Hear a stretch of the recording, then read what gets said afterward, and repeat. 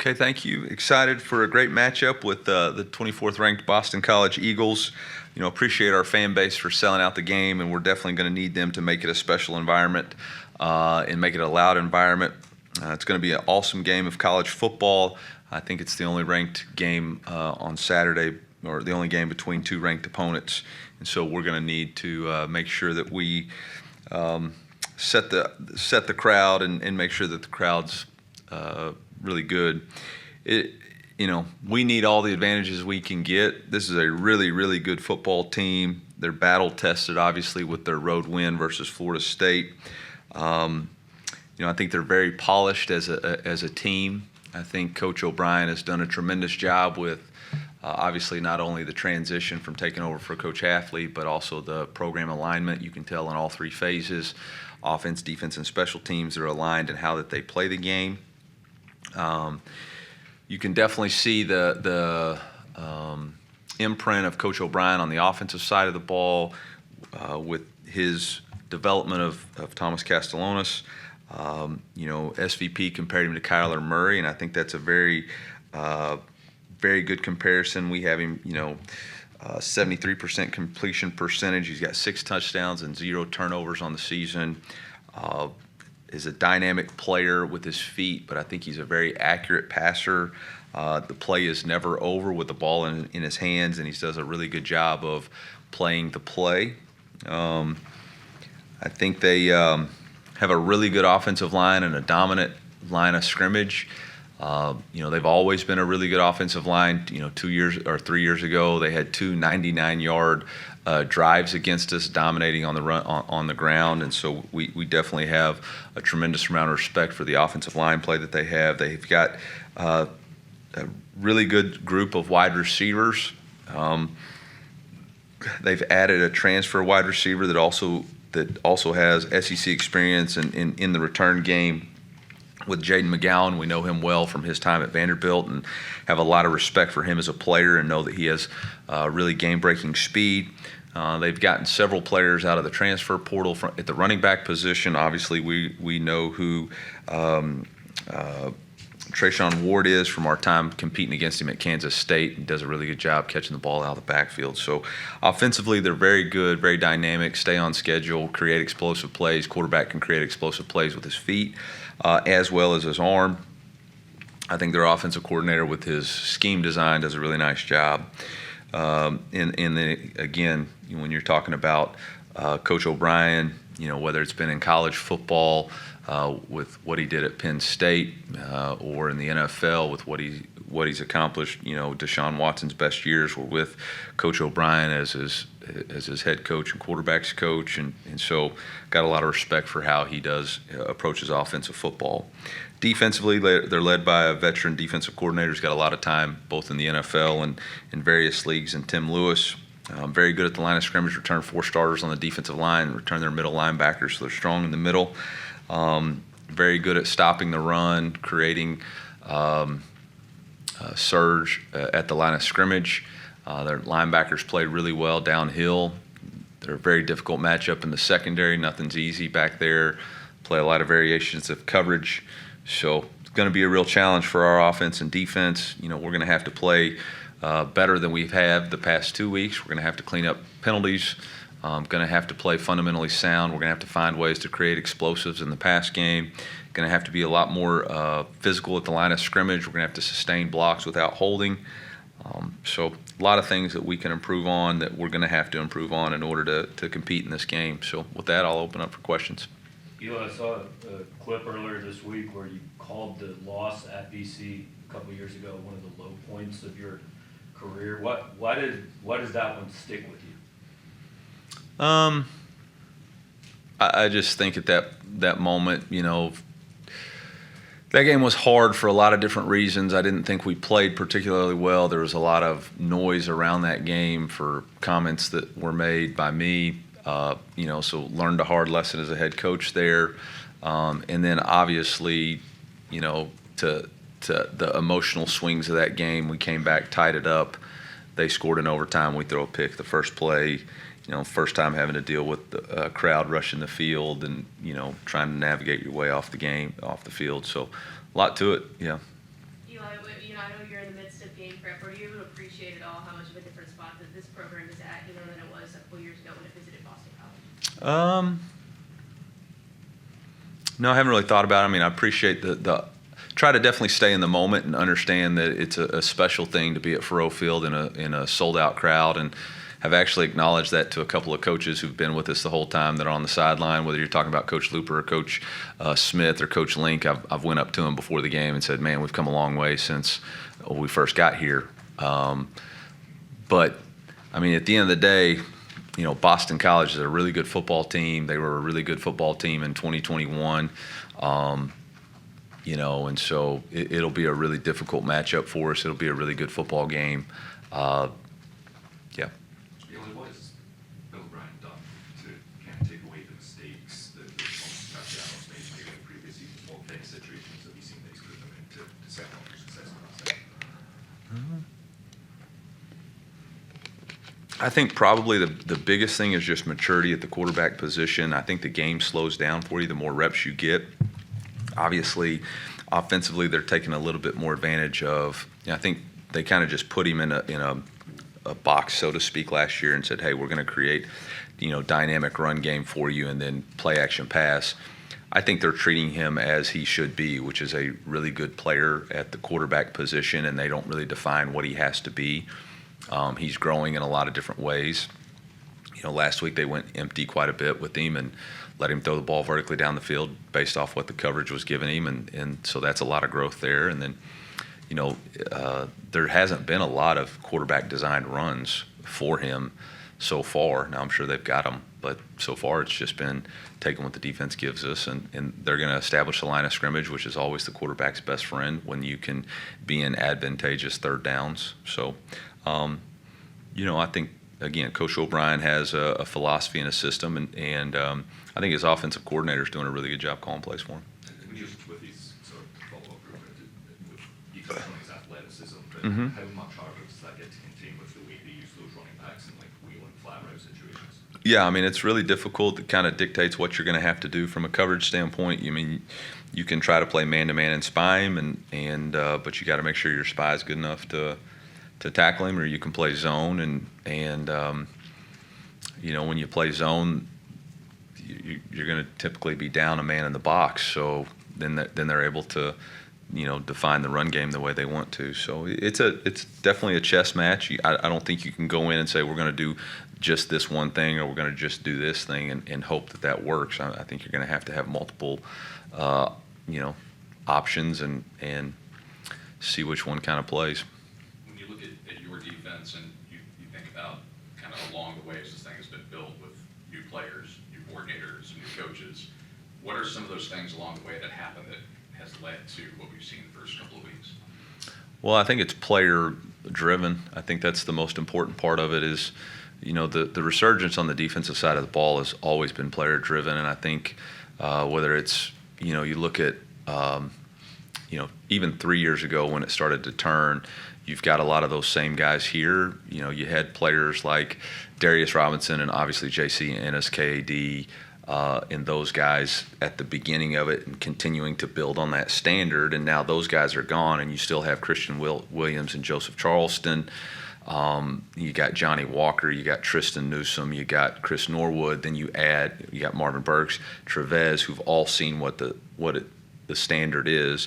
And then you add new guys to it who understand I've got to play up to a standard that's not driven by coaches or whatever. It's driven by the men in this room. I'm not going to let these guys down. In order for me to play, I got to play at a level that they demand. And I think that's where it starts. Obviously, you've always got good, you got to combine great standards and players with great schemes. And I think Coach Batoon has done an excellent job figuring out what our defensive players can do well. They play with great effort, but they play within a scheme. And then we've added competitive depth, and so there's not a big variance between, what y'all call starters and backups. We just call first wave and second wave. The first wave of our defense, I think our leading tackler actually, if Champ's not our leading tackler, he's in the top 3, and he doesn't even run out there first, but he's a really, really good player. And so we've got waves of players, whether you're talking about defensive tackle, defensive end, linebacker, corner, So there's not really much fall off. How is Johnny in particular, how has he grown going into this year? What are the differences?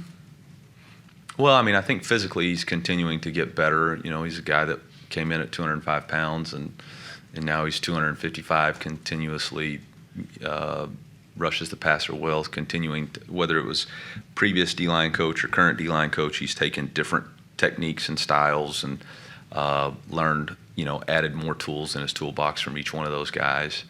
I think obviously being voted captain, he's taken on a leadership role. I think he's done a really good job with Will and with Jalen, you know, taking those guys under their wings and making sure that they understand developing as a process and becoming the player that you want to be. And then, you know, I remember in the spring, there was a couple of days where we weren't playing very well on defense, and he had a players-only meeting, you know, just to remind them it wasn't about the coaches, it's about us in this room and about how hard we play and the effort we play with, and that doesn't matter, you know, what the coordinator is. So I think those are some things. Coach, what has made Johnny and Joe Moore work in that boundary end role this year so far, especially with some of the sacks against Buffalo? Yeah, in fact, I on our third down prowler package, we actually put Joe and Johnny in there at the same time. And so, you know, I think that's Coach Early and Coach Batoon trying to put our you know, you have best players, but then you have players who are better at specific things. Yes, Coach Malzahn used to always say he's better at other things.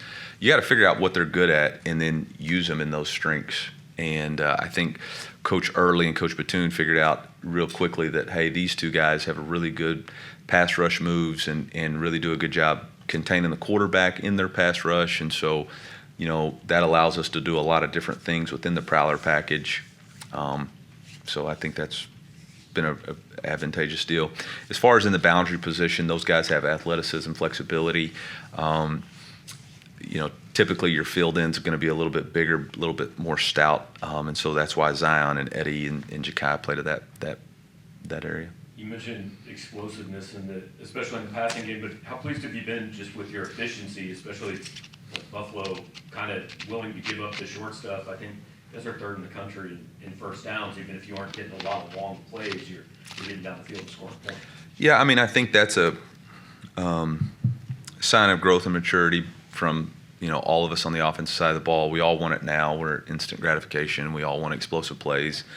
You'd rather be on SportsCenter for that than, you know, 3 yards in a cloud of dust or 5-yard hitches. But the reality of what we're figuring out is that teams don't really want to give up explosive plays versus our wide receiver core. So we have to be willing to make them defend us in a different manner.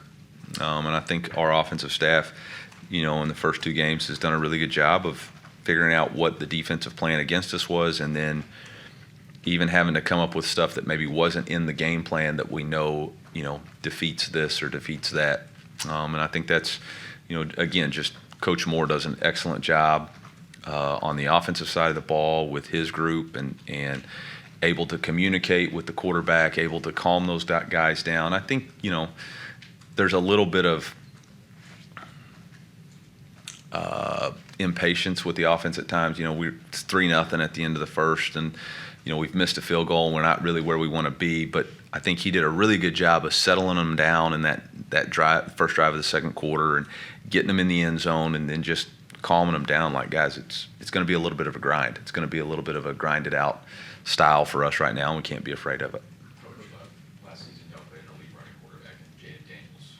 Are there lessons learned from his big day that you'd like to see apply on Saturday in terms of containing Thomas Castellanos, especially with his legs? Wow, you brought up some bad memories there. Yeah, I mean, absolutely. In fact, there was a conversation with me and Joe Moore yesterday in Monday's practice about, you know, a lesson that we learned. There was a 3rd and 7, you know, when we had to lead in the fourth quarter, and we talk all week about level rushing quarterback. You can't rush past the quarterback, especially with a guy who can take off, and so, you know, there's a lot of different things that occurred in that game. You know, there's a lot of new players here, but some of the guys who played last year can obviously understand some of the mistakes that we made. Obviously, the game plans are totally different. It's a different style of offense on both sides Boston College huddles, which they did show no huddle last week, but Boston College typically huddles and plays a little bit more out of a 12 personnel, and we'll play 11 and 10, but they're personnel based on and off the field. I mean, LSU played 11 fast as you can go.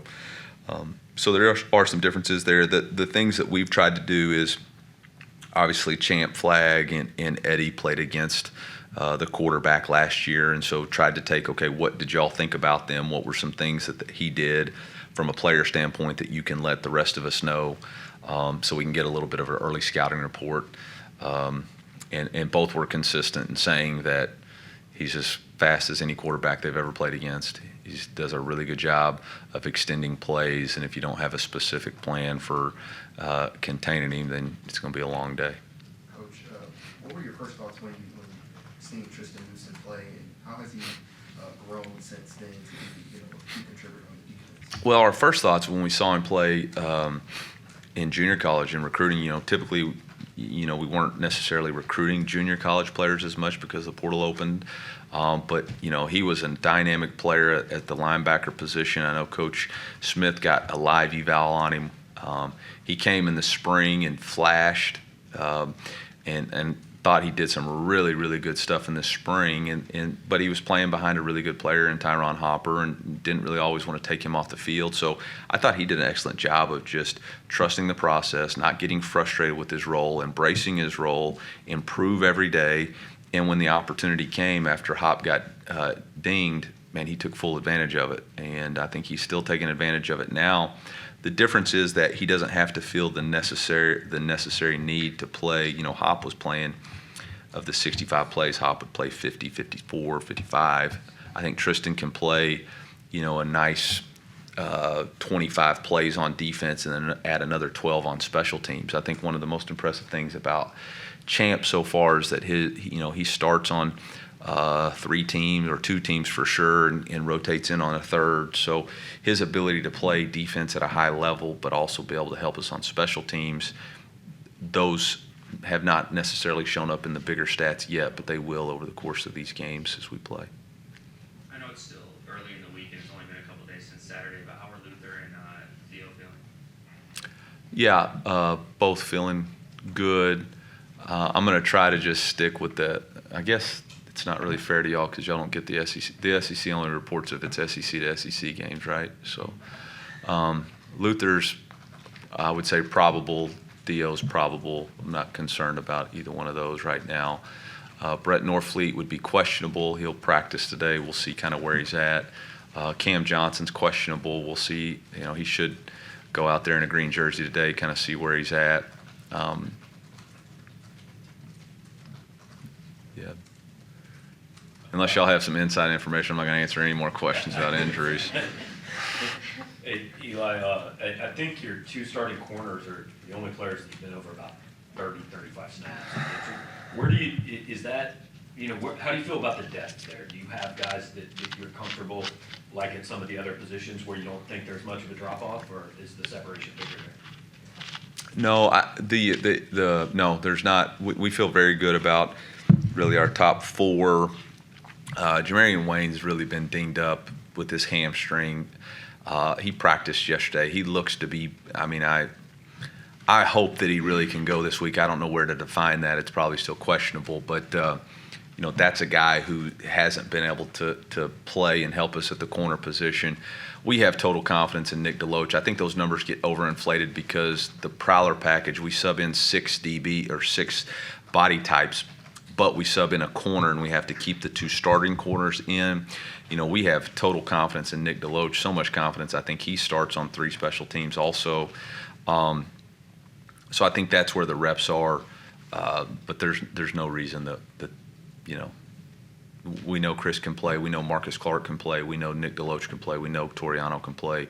We really need to get Jamarian Wayne going, so we have that 5th. And I tell you what, man, we really, really like Cam Keys and Jaron Sensabaugh. Those guys have done a really nice job in fall camp and really have carved out.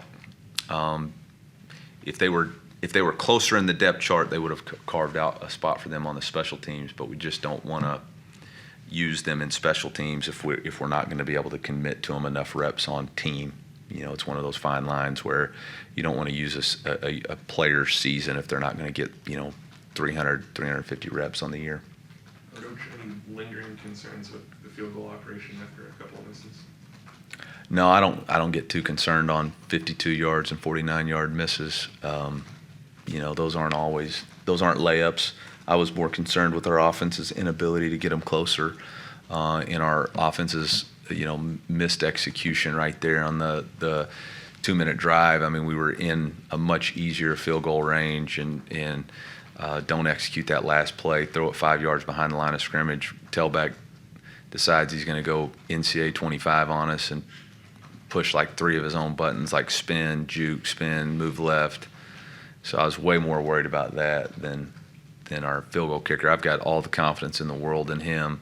It was a little bit windier going to the north, so that 52-yarder into the wind was going to be a tough task. As long as he's solid inside the 25 and then I'm good. Coach, we talked about limiting penalties. What did you see on Yeah. film that's brought about some of these penalties? Well, I mean, quite honestly, the alignment penalties are just embarrassing. I mean, as the head football coach, that's on me.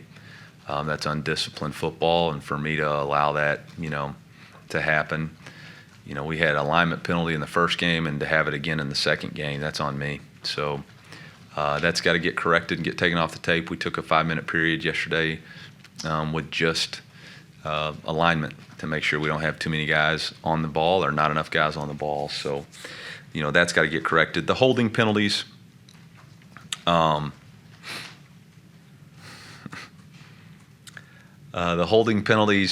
We got to learn to let go. When the ball's out leveraged, when a defender is broken away, we cannot continue to engage with the jersey of the defender. And so there were 3 of those that were clear calls, easy calls that are, something that we have to correct. And you appreciate guys playing with effort and energy, but they got to know when it's crossing the line into a penalty.